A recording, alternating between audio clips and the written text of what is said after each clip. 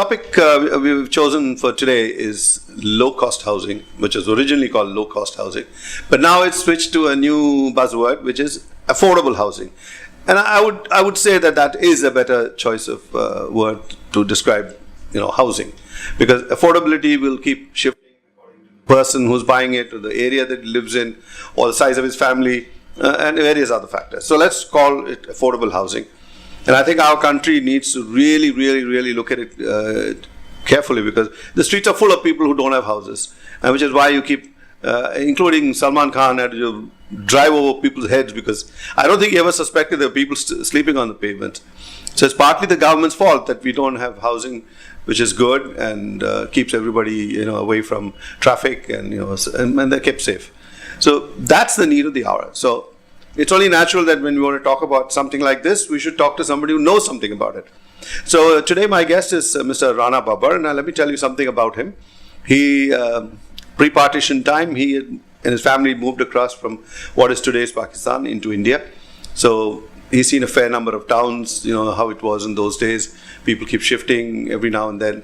So he's gone through various houses, and then various levels of wealth, from extreme poverty when you start working when you're 5 and 6 years old, to right now he's now 69 years old by his own admission. So he's done a lot of working, a lot of traveling. So he's probably right. And he's now involved in housing in Chennai. He's got a whole bunch of friends who are all involved in real estate. So let's see what I can get out of him. So welcome, Rana, to the Rumble. Let's rumble, as we say. Thank you. Why not?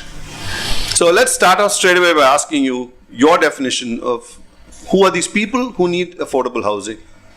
According to me, Madhav, the affordable housing is required by the people who are coming just from poverty level, lifting themselves from poverty level to first step of middle class.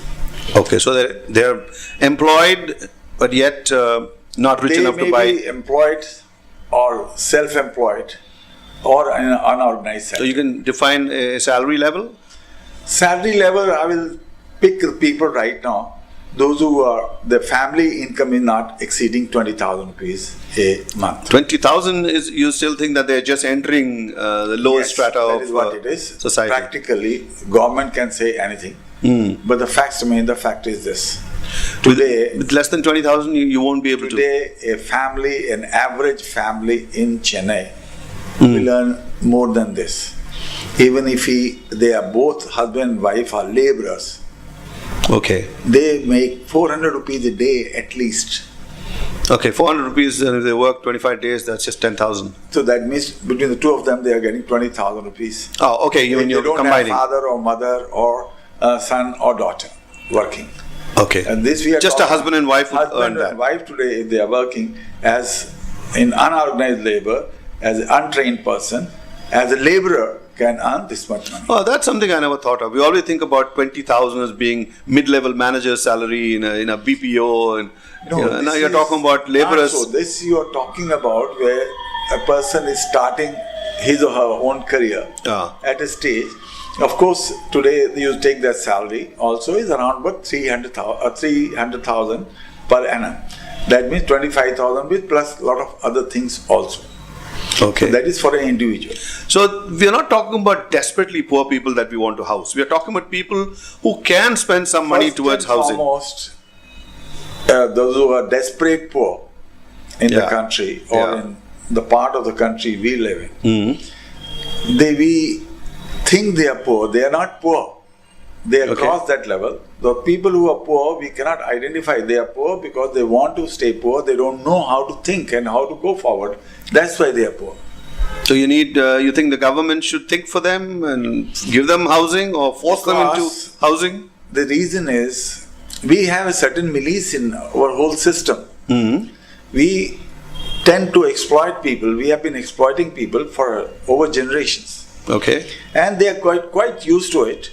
And they don't know how to get out of it. Basically, nobody can stay poor in today's time unless he doesn't or she doesn't use their common sense. Okay. Like you said, if even if you're doing domestic labor or you're working, you're carrying some things up and down. If you do domestic labor, then of course your income will be not that much. what we're Substantially talking lower. about. Substantially lower. It will be, it is not today substantially lower. If you are today going as a domestic help also, Yeah. if you are doing 4 or 5 houses, you can still earn around 8,000 rupees. Okay. And all your foods are taken care. Now the only thing you need is a roof over your head.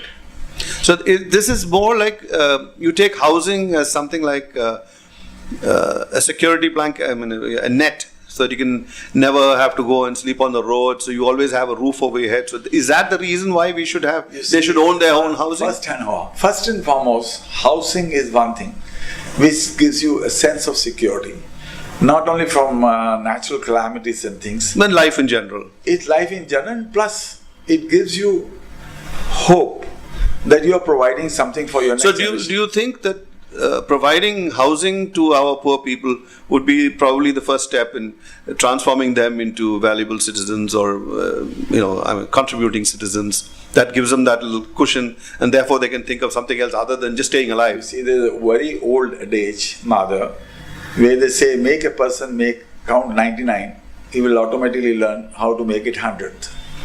Okay. The same way, we had to put people on the starting line, and then they will go on their own. Okay. So this has to be decided by the people, those people who are so-called our leaders. This has to be totally social reform, which must lead to economic reforms, which must lead to. So housing would be just the front end of the thin edge of the wedge, so that from there you will be able to do this, go move on. That is where from you give the stability to that person. Okay, so now you've heard one little interesting aspect. So when we come back on this at part 2 of this interview, so we'll hear more about affordable housing.